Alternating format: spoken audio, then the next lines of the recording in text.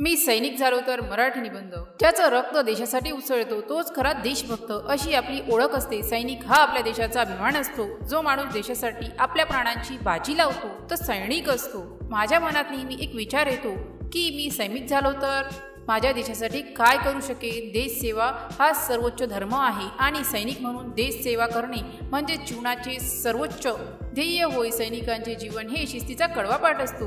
लवकर उठणे, कठोर प्रशिक्षण, सतत सतर्कता राहणे सैनिकांचे नियम आहे। मातीसाठी मरणारा माणूस अजरामर होतो। सैनिक हे स्वतःच्या सुखदुःखाची पर्वा न करता देशासाठी लढतो। हिमालयाच्या थंडीत, राजस्थानच्या रणात, समुद्रावर, जंगलात प्रत्येक ठिकाणी सैनिक सज्ज असतो। तडफडणाऱ्या देशासाठी सैनिक हे देवदूत असतात। मी जर सैनिक झालो तर स्वतःच्या प्राणाची पर्वा न करता देशासाठी झुंजेल। माझ्या मातृभूमीचे रक्षण करण्यासाठी मी कोणतीही कठीण परिस्थिती स्वीकारेन। देशावर आलेले संकट पाहून माझ्यात रक्तात उर्मी निर्माण होईल। मी माझ्या आई वडिलांचे, गुरूंचे आणि माझ्या देशाचे नाव उज्ज्वल करेन। देशासाठी मरण हेच खरे जीवन या विचाराने मी देशासाठी झुंजेल। सैनिक फक्त सीमारेषेवर लढत नाही तर देशाच्या कोणत्याही आपत्कालीन प्रसंग उद्भवला तरी सैनिक तत्पर असतो। पूर, भूकंप, अतिरेकी हल्ला सर्वत्र सैनिक मदतीस धावतो। अग्नीतून जावे लागते तेव्हा सोन्याची ओळख होते। सैनिक सतत संकटातून सैनिकाचे कुटुंब हे धन्य माता जिने देशाचा सुपुत्र दिला असे असते।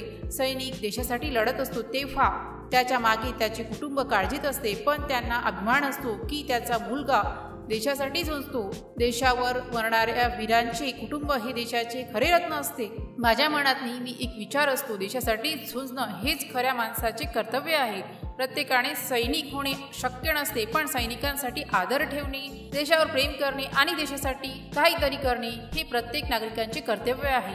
माझा देश माझी जबाबदारी हे आपले ब्रीदवाक्य असायला हवे। मी सैनिक झालो तर माझे आयुष्याला खरे अर्थ प्राप्त होईल। वीर मरण हेच खरे अमरत्व आहे। मी देशासाठी प्राणपणाला लावण्याची तयारी ठेवेल। सैनिक होणे म्हणजे फक्त वर्दी घालणे नाही तर ती वर्दी जगायची असते। जिथे शौर्य आहे तिथे यश आहे। अशा विचाराने प्रेरित होऊन मी माझ्या देशाची सेवा करेन। जर या पोस्टशी संबंधित काही गोंधळ असेल किंवा आपल्याला अशा कोणत्याही विषयाची माहिती हवी असेल तर कृपया खालील दिलेल्या कमेंट बॉक्सद्वारे आपले प्रश्न आम्हाला विचारू शकता। या पोस्टशी संबंधित आणखीन काही प्रश्न असतील आपण आम्हाला ते देखील सांगू शकता की आम्ही त्या समस्या नक्कीच सोडवू।